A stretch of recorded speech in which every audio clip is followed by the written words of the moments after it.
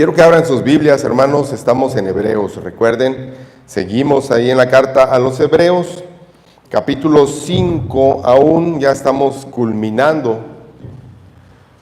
El capítulo 5 de la carta a los Hebreos.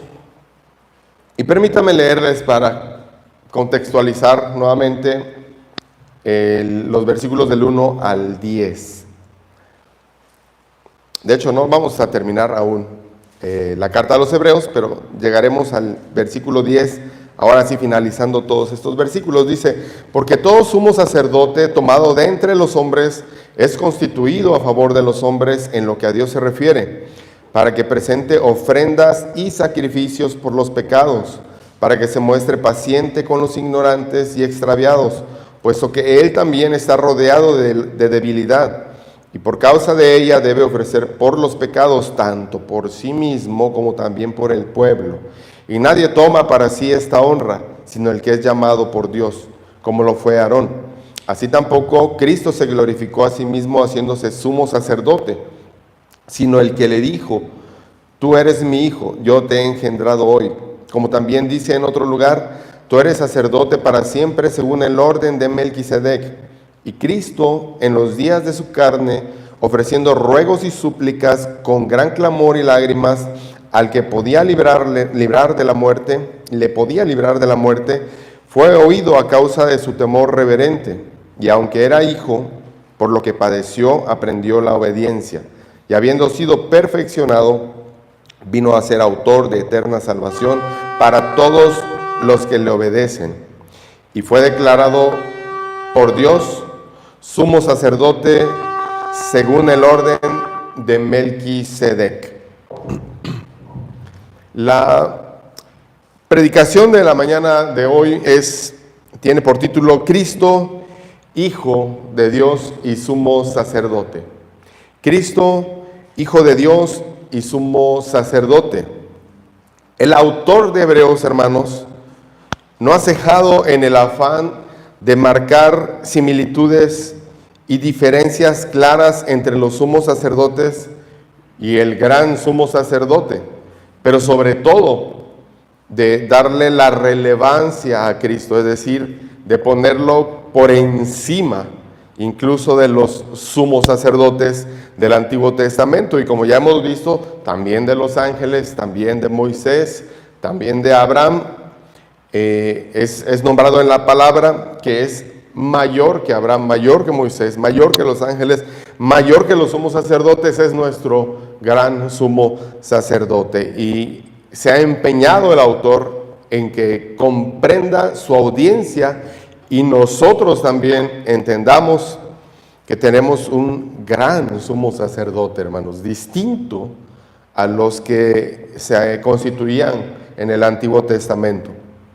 Pero a partir de los versículos 7 al 10, el autor habla de un perfil humano y divino del Señor Jesucristo. Y dice: tú eres mi hijo.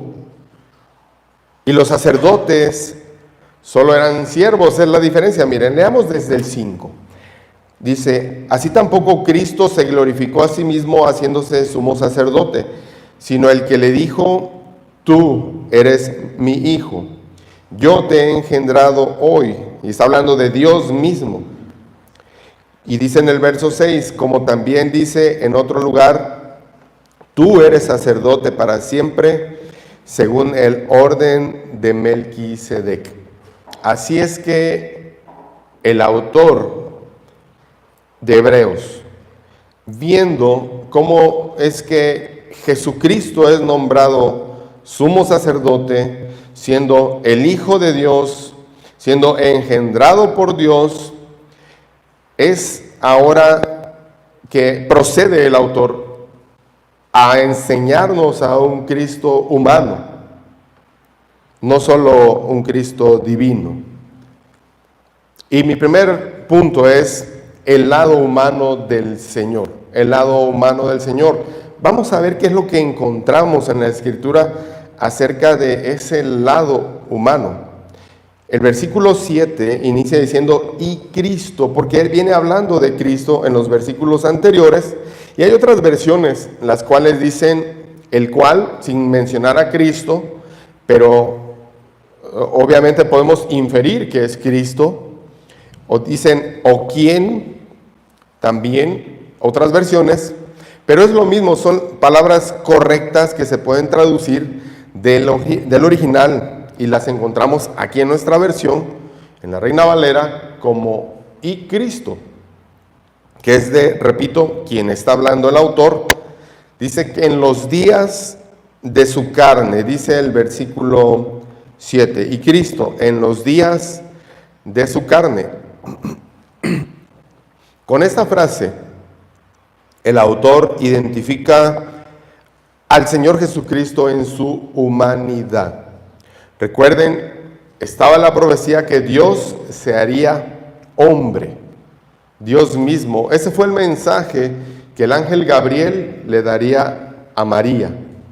Le dijo que Dios tendrían un niño y le llamarían Emanuel, Dios con nosotros. Y Dios se hizo carne, se humanó. Es una manera de decir en los días de su carne, como dicen otras traducciones, como en los días cuando Cristo estuvo aquí en el mundo. Por ejemplo, la traducción del lenguaje actual dice, cuando Cristo anduvo en este mundo, es como la Reina Valera lo pronuncia, en los días de su carne.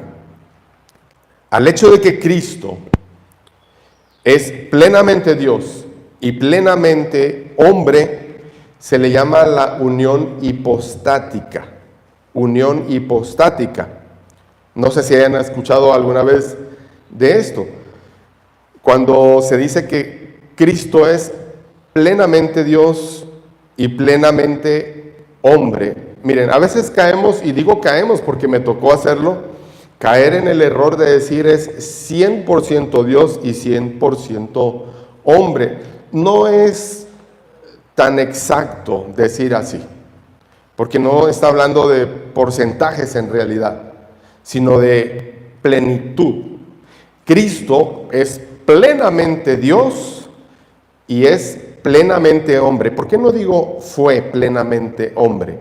Porque Él sigue siendo hombre, el único hombre que ha ascendido al cielo en cuerpo. Así es que Cristo es plenamente Dios y plenamente hombre. Miren, ¿qué es lo que dice una de las enciclopedias más famosas de Internet, llamada Wikipedia, acerca de la hipóstasis?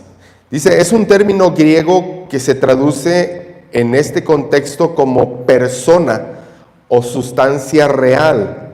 Significa que la naturaleza divina y la humana se unen en una única identidad o persona. Dicha unión es, en primer lugar, sin confusión. Sin confusión. Es decir, sus naturalezas no se diluyen mutuamente. Eso me gusta, ¿eh? Y eso es digno de que lo tengamos presente, hermanos. Sus naturalezas no se diluyen mutuamente. Es decir, a veces es más Dios y a veces es más humano. No se diluyen. Él es Dios y también es humano. Tuvo un cuerpo, tiene un cuerpo el Señor Jesucristo. Entonces, no hay confusión. Ni crean una tercera entidad. No es que está el Cristo divino, el Cristo humano y un Cristo con las dos naturalezas. Hay un solo Cristo. ¿Ok? Con las dos naturalezas. No es mitad Dios ni mitad hombre. Tampoco, eso es incorrecto decir. Cristo no es 50% Dios, 50% hombre. Es plenamente Dios y plenamente hombre. Los arrianos, hermanos, antes de eso, hay otra cosa que quiero decirles. Dice, también la unión hipostática es sin separación. Estas naturalezas son inseparables. Es imposible que Él se separara, que Cristo se separara de su deidad cuando estuvo en el mundo. Y ojo, porque a veces se enseña que Cristo dejó de ser Dios para venir a este mundo. No, hermanos. Desde la profecía que decía que Dios descendería y se haría hombre, no está diciendo que dejó de ser Dios. Siguió siendo completa o plenamente Dios. Así es que son inseparables. No es Dios, no es mitad Dios, mitad hombre, sino que Jesús continuará existiendo para siempre como el Dios hombre. Es identificado así, hermanos, Jesús como el Dios hombre. Y los arrianos, lo que les iba a decir, que son un grupo que anda ahí predicando en las calles con sus, no que esté mal, digo, pero traen sus sombrillas, son muy identificables, ¿no? Y sus sombreros medios raros, muy de ellos, y la forma de vestir. Bueno, ellos son arrianos y ellos no creen en la unión hipostática. Ellos, como no creen en esta unión, lo que hacen es tratar de razonar la humanidad y la deidad de Cristo como pueden, como intentan entenderlo. Es decir, ellos creen o dicen que Cristo es un tipo de Dios, pero como que más pequeño, más chiquito, no como Jehová Dios, sino más pequeño, o una cosa parecida, pero no es. Y hermanos, eso es una herejía del tamaño del mundo. Y si no me creen, ustedes pueden ir a Juan 1:1 de la versión, de la traducción de las, no sé cómo se llama, de las Nuevas Escrituras, algo así, que es la que ellos usan. Y dice claro que en el principio era la palabra y la palabra era Dios y la palabra era un Dios. Y ya cuando usamos esa palabrita que distingue a un Dios, estamos hablando de otro Dios. Y platicando una ocasión con una persona, un arriano, le dije, pero entonces tú crees en dos dioses, no en uno. No, ¿cómo crees? Si me estás diciendo que Cristo es como Dios, pero no es Dios, pero parece Dios, pero como un tipo de Dios, tú crees en otro Dios, tú eres politeísta entonces. Y ya no supo cómo salir de ahí, ¿no? Entonces, no, hermanos, no tenemos que inventarnos herejías para tratar de razonar la unión hipostática de Cristo. Él es plenamente Dios, plenamente hombre. ¿Cómo es eso? No lo entendemos en realidad. Pero Dios así lo quiso, que su Hijo, el Dios mismo, se hiciera hombre y viniera a este mundo. Y cuando Él resucita en cuerpo y asciende al cielo en cuerpo. Así es que no tenemos que tratar de razonarlo, solamente tenemos que ver lo que dice la Escritura, sujetarnos a lo que ella enseña y no salirnos de ahí. Hay cosas que no vamos a entender, como la Trinidad es un misterio, la unión hipostática también es un misterio. Cristo no dejó de ser Dios, sigue siendo Dios y ahora sigue siendo hombre. No lo entendemos, pero para Dios no hay nada imposible. Así es que lo tenemos que creer, no precisamente entender. Las cosas que no entendemos son del Señor, dice Deuteronomio 29:29. Y hasta donde el Señor nos deja comprender su palabra, es hasta donde nosotros llegamos. Y no tenemos que inventarnos nada más. ¿Ok? Entonces el Señor, pensando en esas dos naturalezas, en su humanidad, cuando anduvo aquí en esta tierra, también experimentó emociones. Dice el versículo 7, y Cristo en los días de su carne, ofreciendo ruegos y súplicas con gran clamor y lágrimas al que le podía librar de la muerte. Así es que él sintió, él experimentó emociones como cualquier ser humano, como cualquiera de nosotros. Y una de las emociones de las que habla el autor es precisamente la tristeza. Habla de la tristeza que el Señor experimentó. Porque cuando Él dice que con ruegos y súplicas y gran clamor y lágrimas, está hablando de tristeza. Y precisamente habla del texto que leímos al principio con nuestro hermano Daniel. Lo voy a leer en Marcos 14, versículos 32 al 34. El evangelista Marcos dice: vinieron pues a un lugar que se llama Getsemaní. Recuerden, el Señor los lleva a orar ahí, a ese lugar, previo a ser entregado para ser muerto. Y le dice a sus discípulos: sentaos aquí, entre tanto que yo oro. Y tomó consigo a Pedro, a Jacobo y a Juan, y comenzó a entristecerse y a angustiarse. Y les dijo: mi alma está muy triste hasta la muerte. Quedaos aquí y velad. Miren, cuando la Escritura habla de que el Señor Jesucristo se entristeció, se angustió, eso así sucedió, hermanos. En su naturaleza humana, Él sintió esa angustia, esa tristeza suma, no sé si me entiendan, mucha tristeza. Al punto de que Él mismo confiesa, dice: estoy muy triste hasta la muerte. Y hay quienes dicen que esta frase significa que Él pudo haber muerto de tristeza en ese momento. Pudo haber muerto de tristeza. Y tal era su tristeza que el evangelista Lucas dice que estando el Señor en agonía, oraba más intensamente, y era su sudor como grandes gotas de sangre. Grandes gotas de sangre, según el capítulo 22, versículo 44.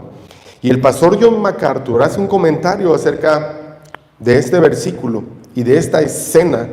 Es una escena muy triste, muy triste, porque el Señor está angustiado y está entristecido y está a punto de morir de tristeza, hermanos.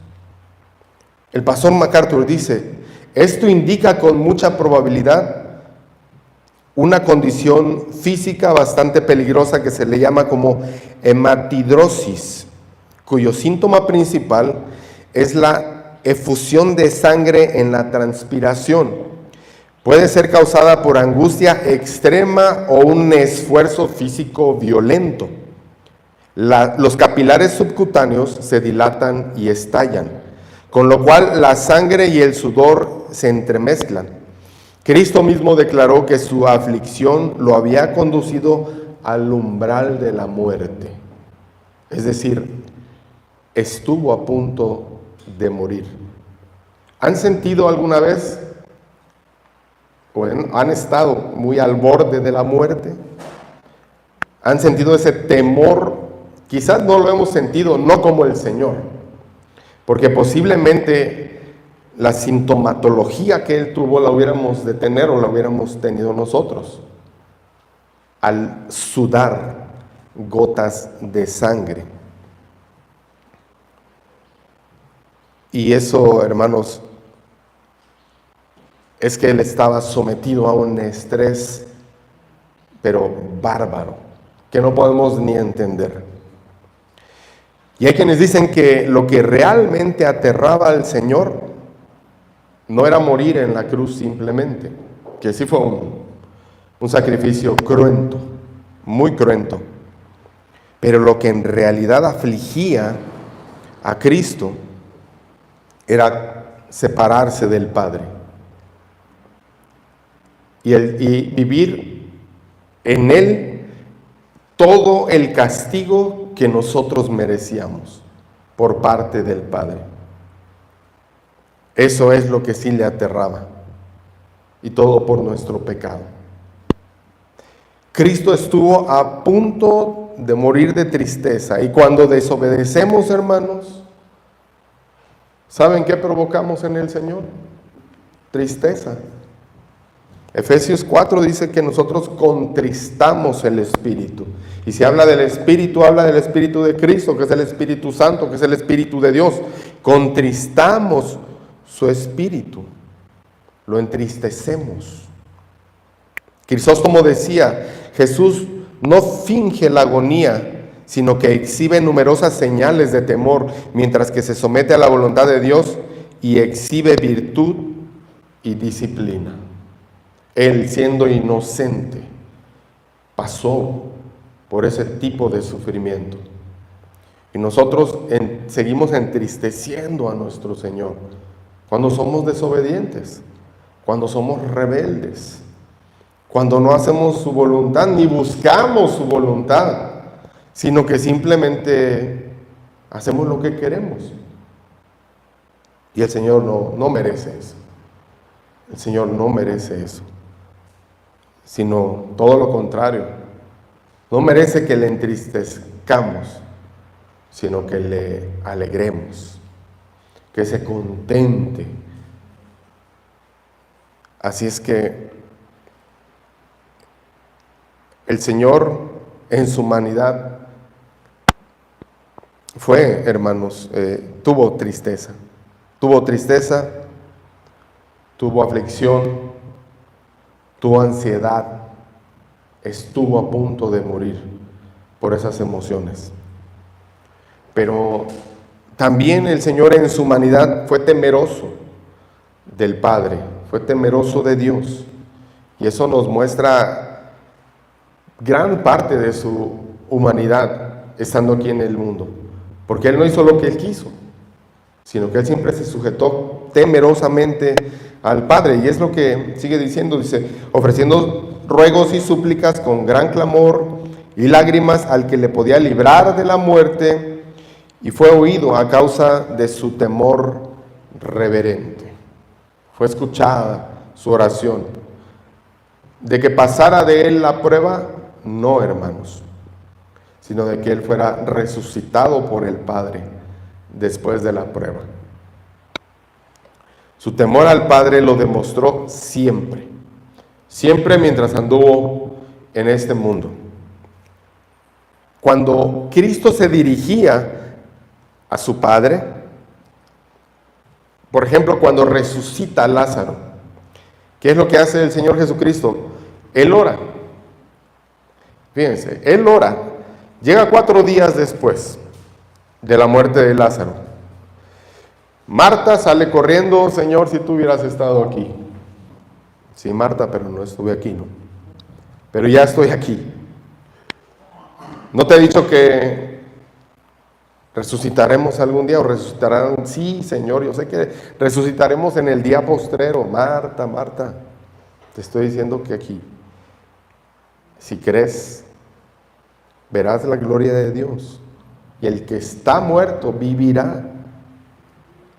Así es que lo que hace el Señor, ve primero la tumba y en su humanidad, miren, hermanos, ¿qué sintió el Señor? Compasión también. Porque vio la tumba y no llegó con una actitud de arrogancia y dijo, pues yo me lo resucito ahorita, de todos modos, no hay ningún problema, ¿no? Murió hace 4 días, ya hiede, dice su hermana, pero no importa, yo lo resucito y se acabó el problema. No, lloró, hermanos. Jesús lloró, vio la tumba y lloró por Lázaro. Era humano. Su amigo estaba ahí dentro. Y el Señor, ¿qué es lo que hace enseguida? Él ora al Padre. Dice que alza los ojos a lo alto y le dice, Padre, gracias te doy.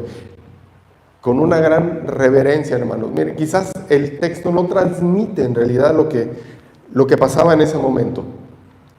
Pero tenía una gran reverencia, un gran temor por el Padre.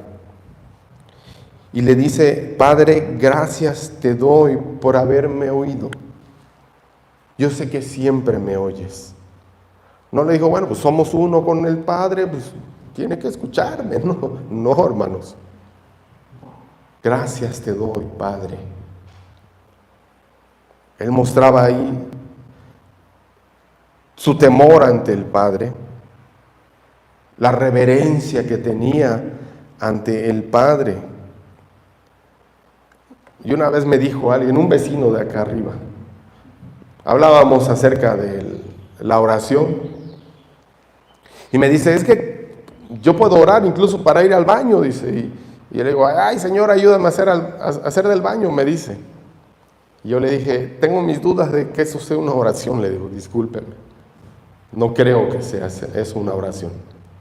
Cuando se dirige uno a Dios, es con reverencia, con temor, como Cristo lo hizo.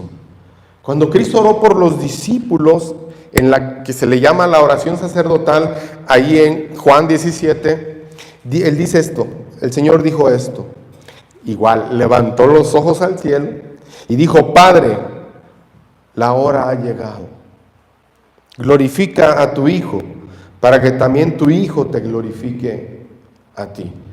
Siempre con reverencia, siempre con temor delante del Padre. Y cuando ora en el Getsemaní, que fue lo que leímos, le dice, Padre, si quieres, pasa de mí esta copa, pero no se haga mi voluntad sino la tuya. Jamás vimos a Jesús siendo irreverente con el Padre. Nunca. Y no solo era reverente cuando oraba al Padre, sino también cuando daba testimonio de su sujeción al Padre y de la obra que había venido a cumplir. En Juan capítulo 5, versículo 30, él dice, no puedo hacer yo nada por mí mismo. Fíjense, él entendía la sujeción que tenía al Padre. Dice, no puedo hacer nada por mí mismo. Según oigo, así juzgo. Y mi juicio es justo, porque no busco mi voluntad, sino la voluntad del que me envió, la del Padre. Así es que ese temor reverente que Cristo sentía por el Padre me hace pensar en ese temor y reverencia que tenían antes los hijos por los padres. ¿Recuerdan? Bueno, acá hay algunos ya pasaditos de tiempo, de añitos, como nosotros, que cuando los papás daban una orden, se cumplía, hermanos. Y aunque el hijo pataleara y dijera, pero ¿por qué? Miren, a esa hora ya la chancla estaba haciendo una marca en la espalda. Así es que no había, sí había berrinches, obviamente, pero no había tal cosa como el niño berrinchudo que dura horas ahí pataleando y que todavía se levanta y se va en contra del papá o de la mamá a golpearlos. Eso no existía, hermanos, porque se inculcaba ese temor reverente por los padres, aunque eran papás, pues, también con muchos errores. Pero no importa, había esa figura importante de los papás. Eso se ha perdido. Eso ya no lo hay.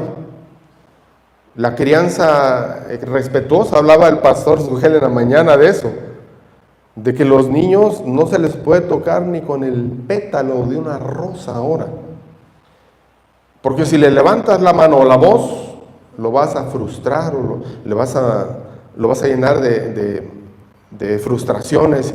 Y el pobre niño, ya cuando sea grande va a ser un inútil. No, hermanos, a veces son inútiles aunque no les digan nada, o son más inútiles si no se les dice nada.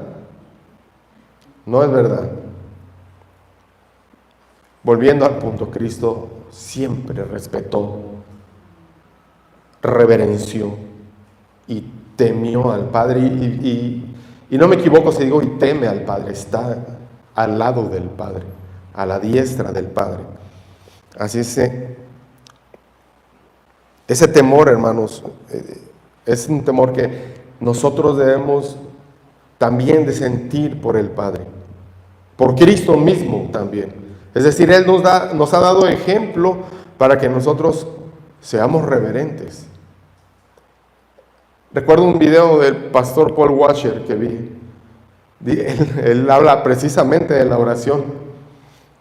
Y él dice, hermanos, es que hay pastores que se paran o llegan al púlpito y, hermanos, el Señor les bendiga, vamos a orar. Padre, te damos muchas gracias porque eres un Dios tan bueno. Y ya ven la frase de él, ¿qué es eso? No, o sea, está bien, dice, sentirte gozoso, sentirte alegre, pero cuando tú llegas acá, hermanos, vamos a orar. Y él toma la postura, ¿no? Padre, dice, no vas a actuar, vas a ser reverente, temeroso con Dios. O sea, la idea es el entendido que tenemos, hermanos, de quién es Dios. El concepto que tenemos de Dios y conocemos a Dios. Si no conocemos a Dios, lo vamos a irrespetar. Si no conocemos a Cristo, nos vamos a acercar a Él como si fuera nuestro cuate, con una palmada en la espalda. No, Él no es así.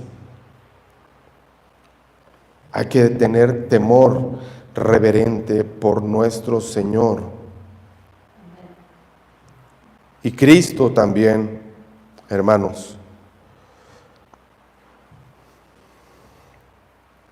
por ese temor reverente que sentía por el Padre, fue obediente. Y ese es otro ejemplo de obediencia. Pero escuchen lo que dice el autor de Hebreos, verso 8. Y aunque era hijo, por lo que padeció, aprendió la obediencia.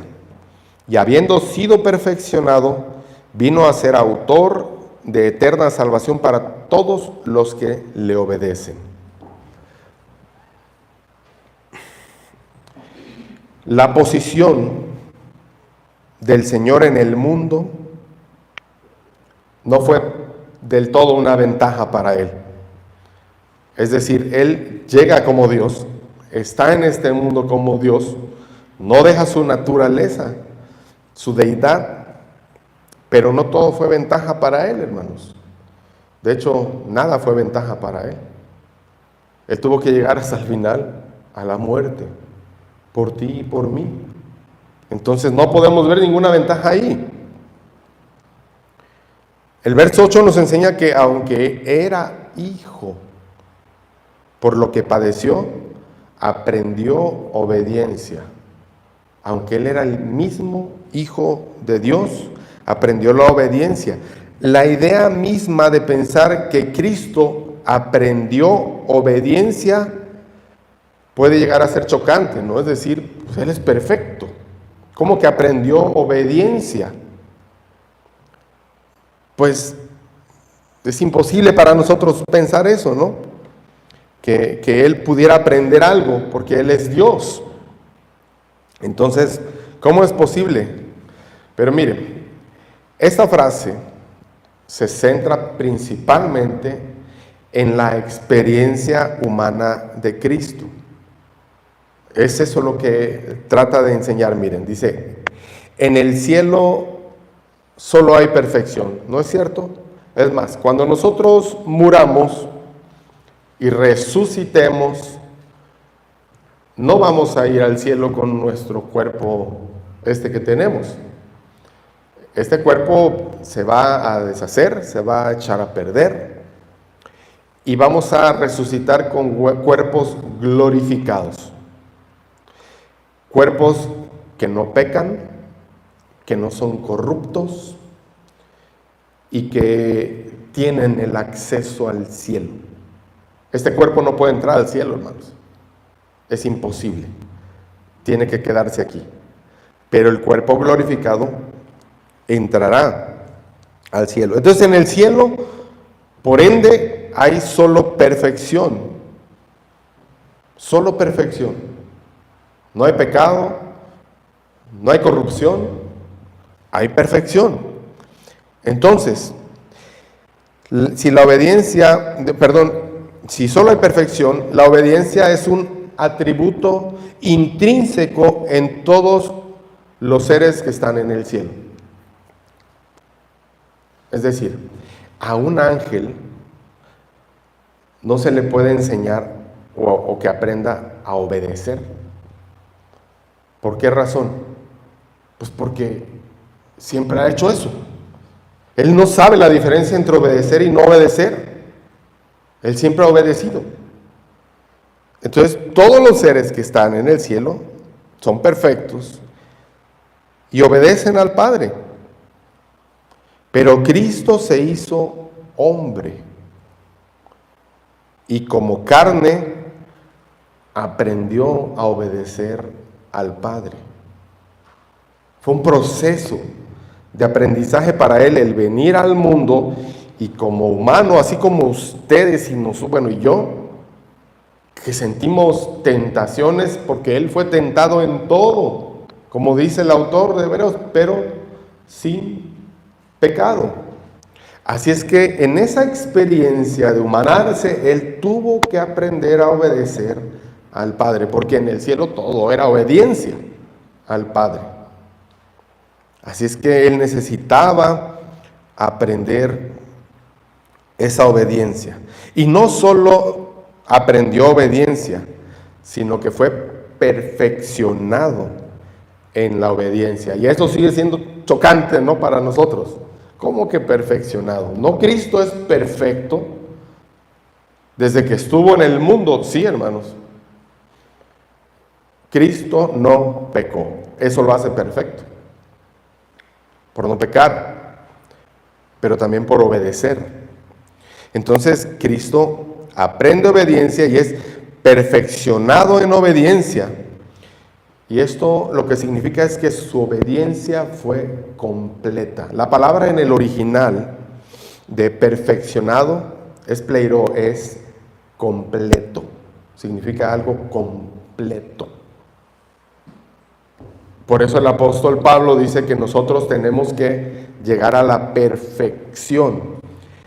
No porque no vamos a pecar en este mundo, sino que la imagen de Cristo, la idea es de que se complete en nosotros esa imagen, que seamos como Cristo, pues. Pero es al blanco donde le tiramos, solo que a veces le fallamos. Pero lo cierto es que fue perfeccionado, él fue completo en obediencia, y eso lo podemos constatar por la Escritura, porque la Escritura dice que jamás desobedeció a sus padres. Y hay quienes pudieran ver en el Señor cuando era un adolescente, que se le pierde a sus padres, recuerdan, estando yendo al censo, regresan a Nazaret sus papás y ya no va con ellos.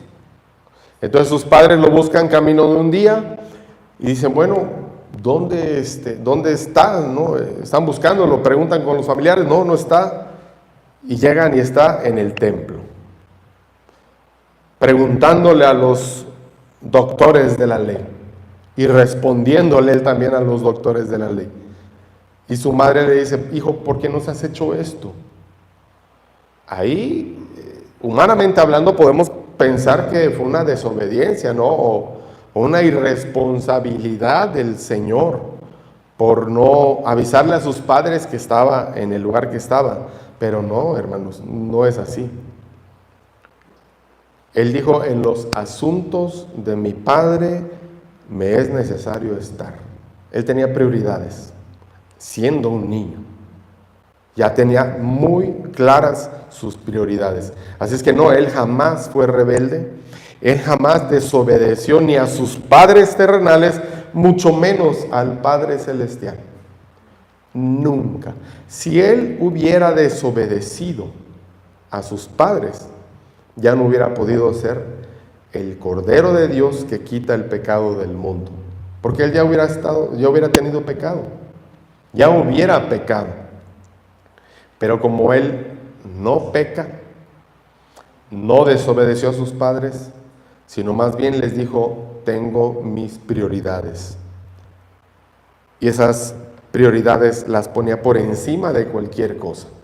También cuando van y lo buscan, te hablan tu madre y tus hermanos, te buscan allá afuera, le dicen, ¿quiénes son mi madre y mis hermanos? Todo el que hace la voluntad de mi Padre es mi hermano y mi madre. Ahí pueden decir, es que estaba despreciando a su familia o a su mamá. No, él hablaba en términos espirituales, que eso era lo que a él le interesaba. Él veía el corazón de la gente, no la apariencia de la gente. Eso no le importaba al Señor. Él veía el corazón, y según la necesidad que él veía en el corazón, eso suplía. Así es que él fue obediente, y fue perfecto en obediencia.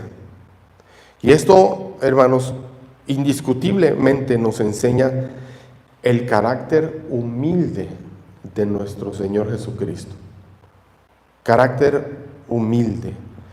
Y eso lo vemos ahí en Efesios capítulo 2, versículos del 6 al 8, donde dice que Cristo, el cual, siendo en forma de Dios, mire, eso nos lo aprendemos como versículos que nos encantan, que nos gustan, y está bien, yo no digo que esté mal, está bien, pero comprendamos las implicaciones que tiene y que tuvo en el Señor y que tiene para nosotros también.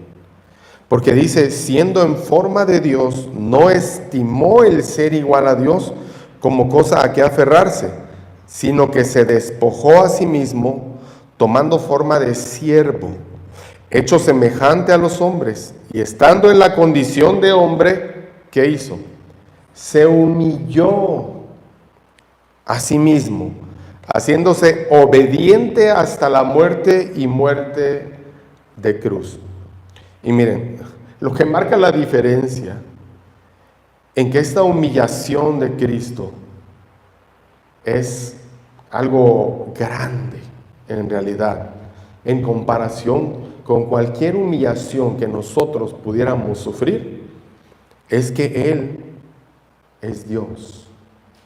Y dice que siendo en forma de Dios, o sea, eso quiere decir, Cristo, siendo Dios, no estimó el ser igual a Dios como cosa que aferrarse, sino que se despojó a sí mismo. O sea, Él dijo, ok, como si yo no fuera Dios, vengo a este mundo a tomar forma de siervo. Y qué difícil es para nosotros replicar al Señor o imitar al Señor en ese sentido. Les decía, lo que hace grande la humillación de Cristo es su deidad. ¿Qué hace grande nuestra humillación? Nada, hermanos. Nada. Nosotros no deberíamos ni de sentirnos ofendidos por una humillación. Así de sencillo. Porque Él era Dios o es Dios. Nosotros no. Nosotros somos pecadores. Y como alguien dijo, somos peores de lo que hablan de nosotros. Somos peores. Así es que a Él no le importó y aún así se hizo siervo, un esclavo, un servidor, aquel más bajo en una casa que hacía las cosas que su amo le mandaba. Estaba viendo una serie de, creo Moisés se llama, y bueno, contextualizan mucho en nuestra área, acá en el occidente, ¿no? Lo que sucedió, no tanto en el oriente. Y según llega, bueno, no me acuerdo quién era, llega, sí, es Ramsés, no me acuerdo si era el faraón, creo que no, era otra persona. Llega a su casa y está su esposa, sus hijos, y hola, ¿cómo está? Y tocan a la puerta y pregunta el hombre porque nadie sale a abrir la puerta. ¿Que no hay nadie de los sirvientes? Y la mujer le dice, no, es que les di el día. Hermanos, en el tiempo de la esclavitud, Eso no sucedía. En Egipto, menos. Un esclavo era un esclavo 24/7. Si al amo a las 3 de la mañana le empezaban a rugir las tripas de hambre, iba a decirle al criado, al sirviente: párate y hazme de comer. Y mientras estaba comiendo el amo, él estaba ahí al pie. Cristo tomó forma de siervo, de ese siervo, no del que le dan el día libre, de ese siervo. Hecho semejante a los hombres. Esa era una humillación para el Señor. Y estando en la condición de hombre, se humilló a sí mismo, dice todavía, haciéndose obediente hasta la muerte, y muerte de cruz, muerte de un malhechor, muerte de un asesino, de un secuestrador. La muerte que le daban a ese tipo de personas, se la dieron a él, siendo inocente. Así es que, ¿qué argumentos vamos a poner nosotros si alguien nos humilla? Y nos ofendemos, pues. De veras nos ofendemos. Y lo digo primero por mí, hermanos. Nos enojamos. ¿Y por qué hace esto? ¿Y por qué dice aquello? ¿Y por qué? ¿Y por qué? Y tenemos muchas preguntas. ¿Por qué? ¿Por qué no? Dice el Señor. ¿Por qué no? Si Él sufrió el agravio, siendo Dios, siendo el sumo sacerdote que intercede por nuestros pecados, y en su humanidad Él llegó hasta lo más bajo que pudo haber habido para morir como un criminal. Así es que no tenemos argumentos, no tenemos excusas para no ser humildes como el Señor, para no ser obedientes como Dios. Porque miren que Dios, si algo ama de sus hijos, y eso sí lo puedo decir así, ama de sus hijos, es la obediencia. Es la obediencia. Porque la obediencia es mejor que los sacrificios, dice el primer libro de Samuel, capítulo 15, versículo 22. Y el prestar atención más que la grosura de los carneros. Estar atentos a lo que Dios nos manda es más importante que cualquier cosa. Y el obedecerlo es muchísimo mejor que cualquier sacrificio que alguien pueda hacer. Porque a lo mejor venimos acá por sacrificio, ¿no? Decimos, ay, es un sacrificio para mí. Está bien, cada quien lo toma según lo vive. Pero en realidad, ¿qué sacrificio puede ser? Bueno, y aún así, si es sacrificio para ti, el Señor se agrada más en tu obediencia que en tu sacrificio.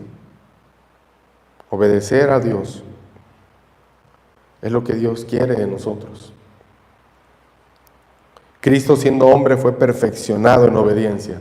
¿Cuánto más necesitamos tú y yo ser perfeccionados en la obediencia?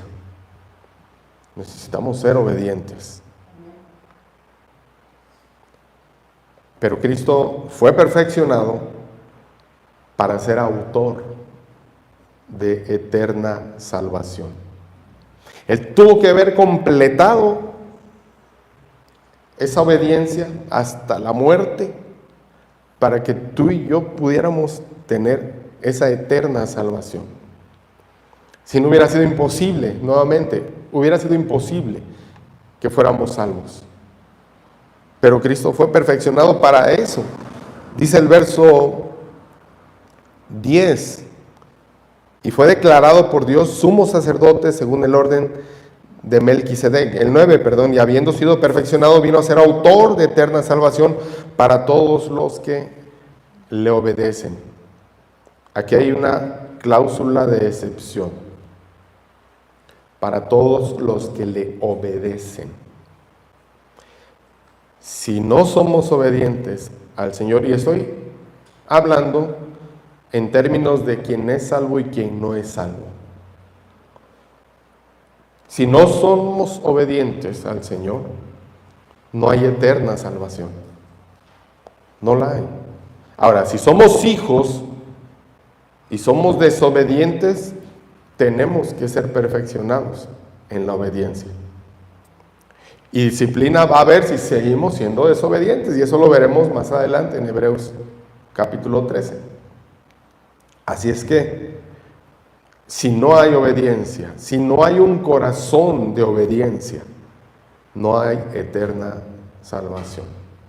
Cristo no es tu sumo sacerdote, Cristo no es el sacrificio perfecto para tu alma. Necesitas a Cristo, necesitas salvación. Así es que, ¿por qué dejarlo más tiempo? Y quienes ya somos creyentes, hermanos, ¿por qué seguir siendo desobedientes?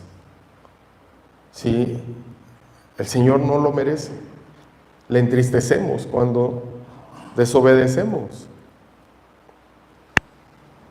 Él pide que seamos santos, perfectos como Él es santo. Tenemos que luchar por ser santos. Ahí hay algo, una carga para nosotros.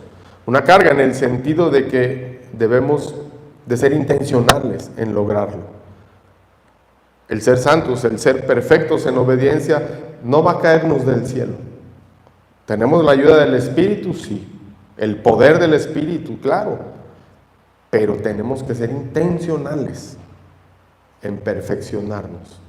Si no, vamos a seguir siempre igual, siendo esos hijos que entristecen al Padre. Y eso es feo. Eso es feo. Quienes tuvieron hijos, pues yo no, que entristecían a sus padres por desobediencia,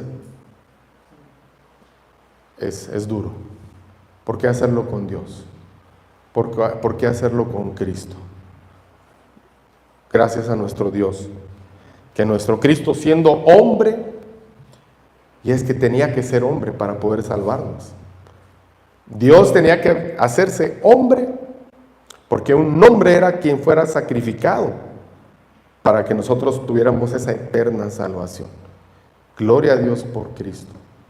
Gloria a Dios por la salvación. Gloria a Dios por su oficio de sumo sacerdote, que nos lleva a la perfección.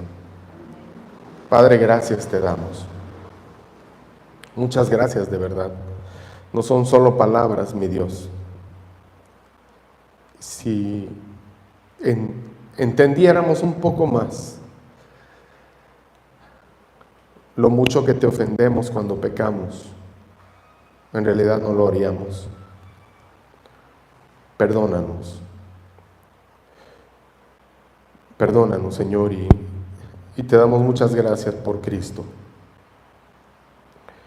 Porque Él sudó gotas de sangre por ese sacrificio en la cruz,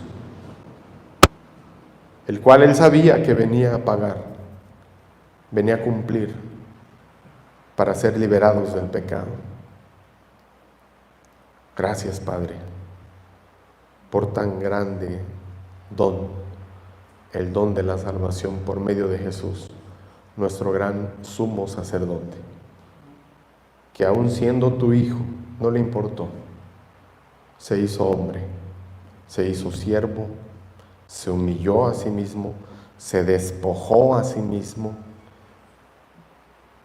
para ir a la muerte, y en una muerte sustitutiva por nosotros los pecadores. Y ahora podemos gozar de eterna salvación, eterna redención, vidas nuevas, Señor. Ayúdanos a vivir en esa vida nueva, andar en novedad de vida, como lo dice tu palabra. Gracias, pues, Padre. Bendice a tu iglesia. Te lo suplicamos en el nombre de Jesús. Amén.